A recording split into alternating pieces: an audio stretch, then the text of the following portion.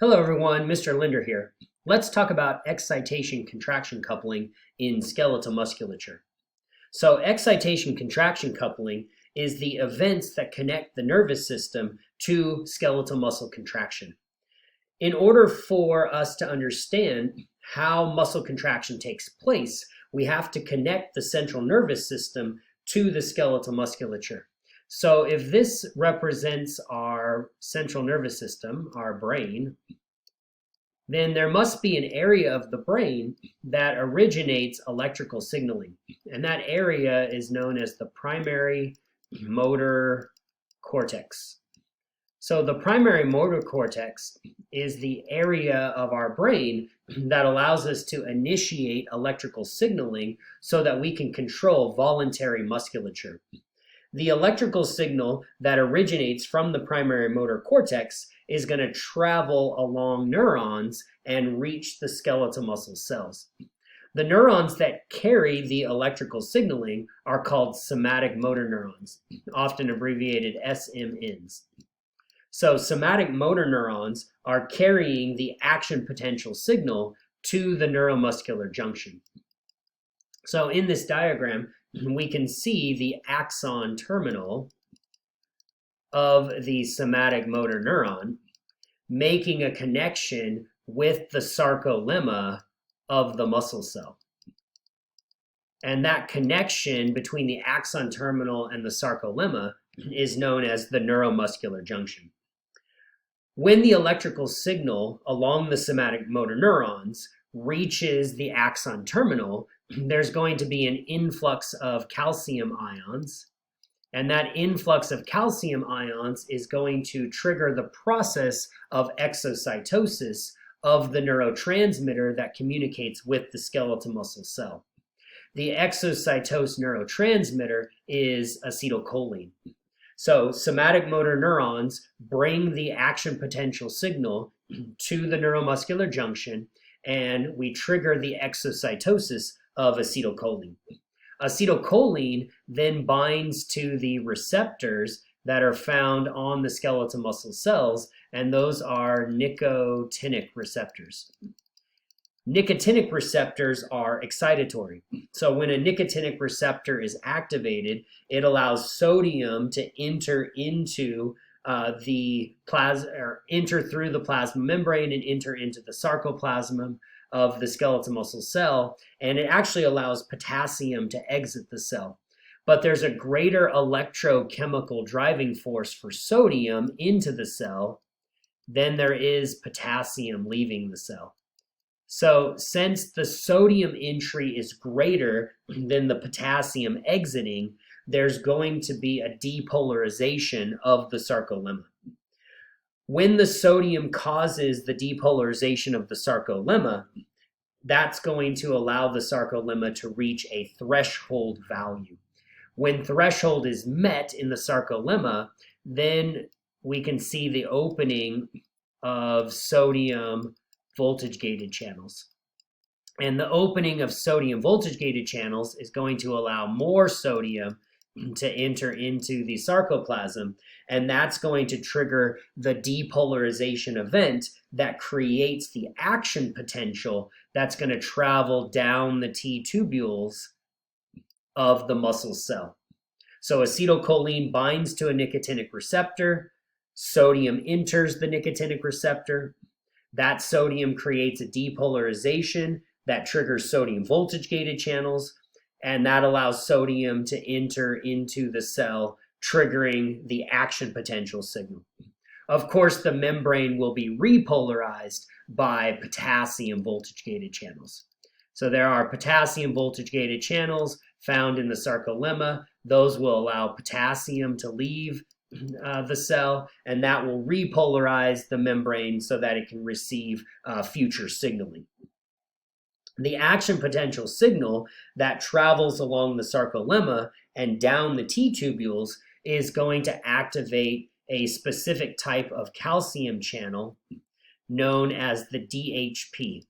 So this is a dihydropyridine L-type calcium channel, DHP for short. And these DHP receptors, channels, are mechanically linked to calcium release channels. So here we can see the linkage between the DHP and a calcium release channel.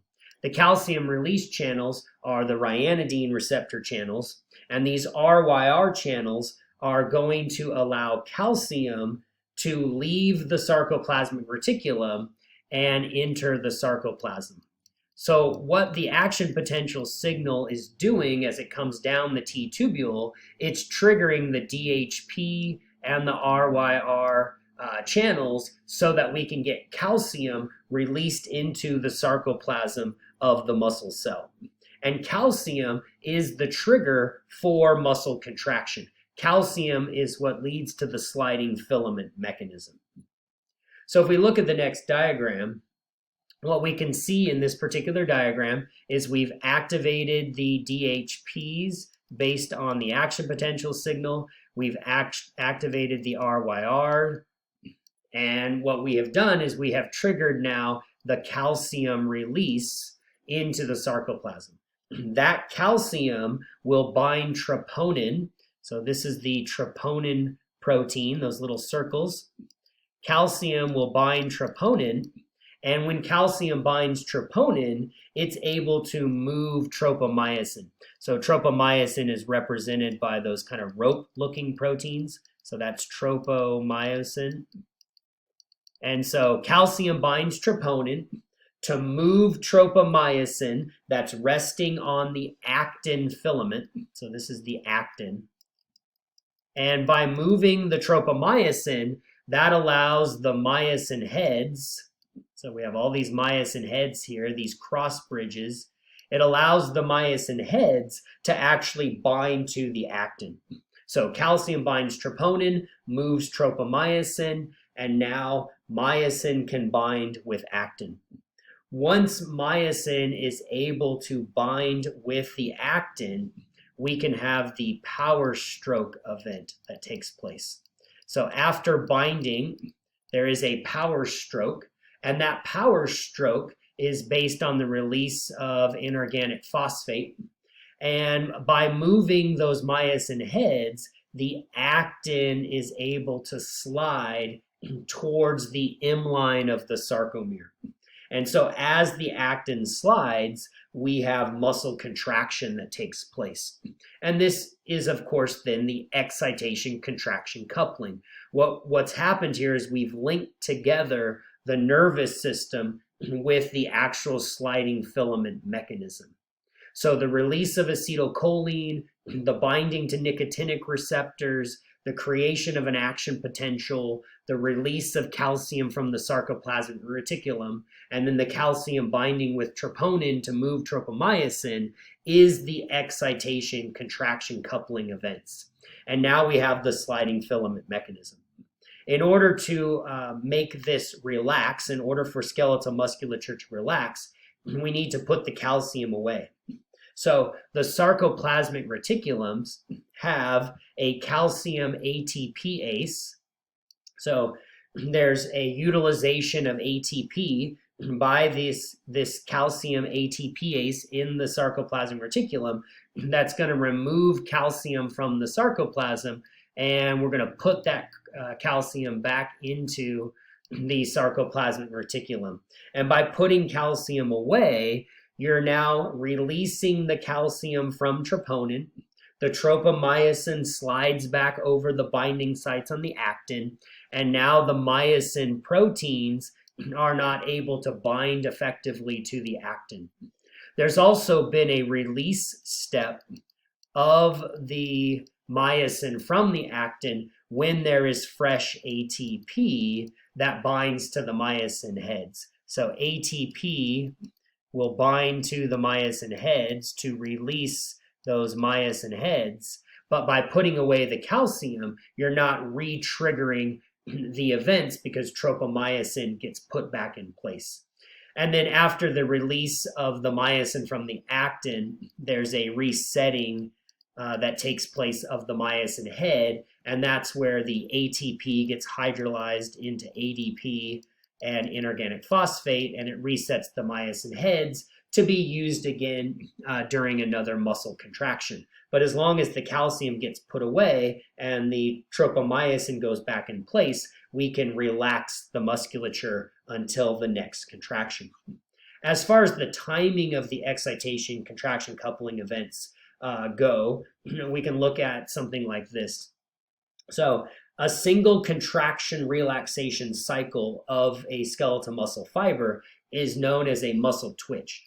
So when we look at the timing of the excitation contraction coupling, we're essentially looking at the events that take place in order to trigger a muscle twitch.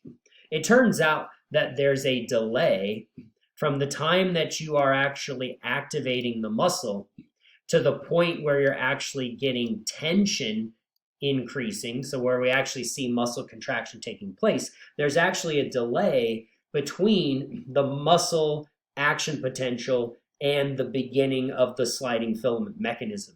And that period of time is known as the latent period. And that latent period is where we're actually seeing excitation contraction coupling taking place. So the coupling events, the release of neurotransmitter and the binding to receptors and the action potentials and the release of calcium, that excitation contraction coupling event is taking place during the latent period. So the latent period that we see on a muscle twitch tracing is really this time where we're trying to get calcium released so that it can bind to troponin and move tropomyosin. Once you have tropomyosin moved, then you can move into the contraction phase of a muscle twitch. And during a contraction phase, tension will be increasing in the muscle cell. After the contraction phase, we'll see the relaxation phase, and the relaxation phase represents tension decreasing as myosin detaches from the actin, and we begin to put the calcium away so that the muscle cells can relax. One thing to note is that muscle twitches are not all the same in every type of skeletal muscle cell. It actually turns out that there are different types of muscle cells that will have varying degrees of speed, maximum tension, and duration of contraction. There's a variety of cells that we call the twitch cells. So there are fast twitch, there are slow twitch, and I'll be describing those in future videos. So that's a little bit on excitation contraction coupling. I hope that helps. Take care.